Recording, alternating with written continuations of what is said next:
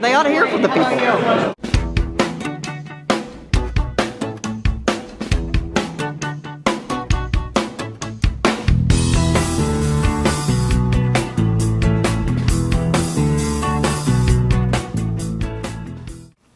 Welcome to Free Colorado News. I'm Ari Armstrong. Recently I interviewed Lu Busse of 912 Colorado. The 912 Project Colorado Coalition, which doesn't include all the 912 groups, but most of the groups in Colorado, we're working on what we call Colorado Legislative Defense Team, COLD, because we want to throw cold water on certain pieces of legislation. We're also doing a Liberty Watch for what's going on with the legislation at the State House.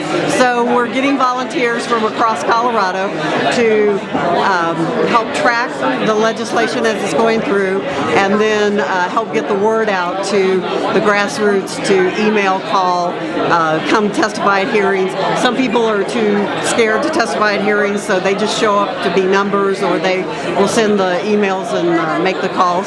So whatever people want to do, but we're mobilizing that because on January 12th, we may have to start throwing cold water again. Well, given that there are more registered lobbyists at the Colorado Capitol than there are legislators, do you think that a grassroots group can really be effective at monitoring and holding accountable state legislators? Well, we do it for two different reasons. The lobbyists, yes, they have a lot of influence, but we want them to hear from the people, and one of the things is the people have been sitting on the sidelines, and so they need to know they're engaged. And we did have a success this past legislative session, even though both chambers were held by Democrats.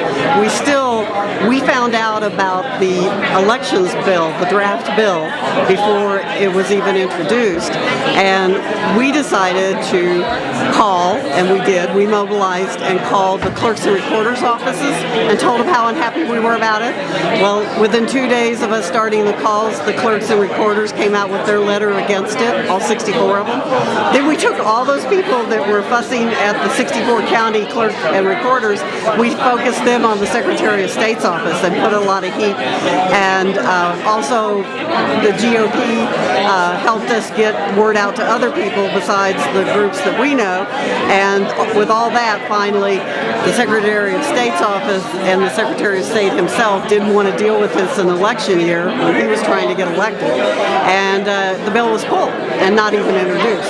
So, lobbyists would have never gone that route. They would have waited till it was introduced. And so we have a different approach, and we figure they ought to hear from the people. So, in a big Republican year nationwide, Colorado, nevertheless, the Republicans in Colorado lost two of their big races. How do you think groups like yours can move forward and have more success than maybe we had in Colorado this election cycle? Well, we certainly learned a lot, and considering we're all novices in the political system, and most of us don't even want to be involved in it. It's like it's messing with us, so we have to mess back. So the learning curve was steep, and we have a ways to go.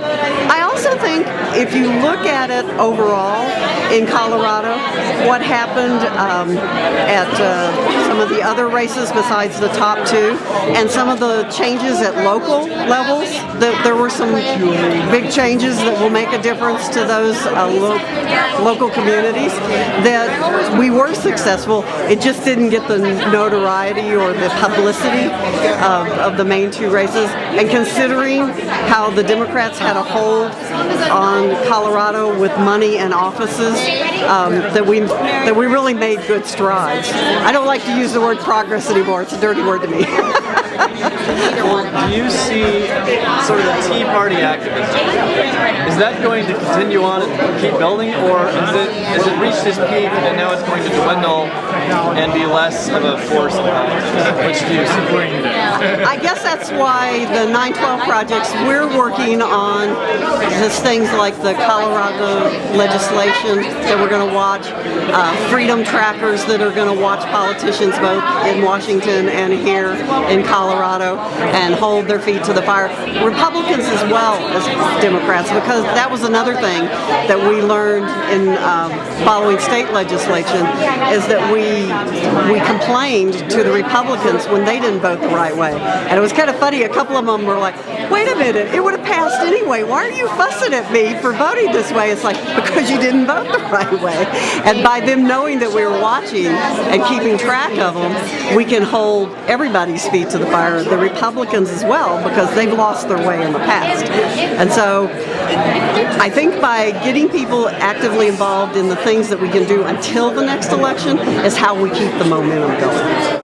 Check out my book about Harry Potter's heroic fight for values at valuesofharrypotter.com.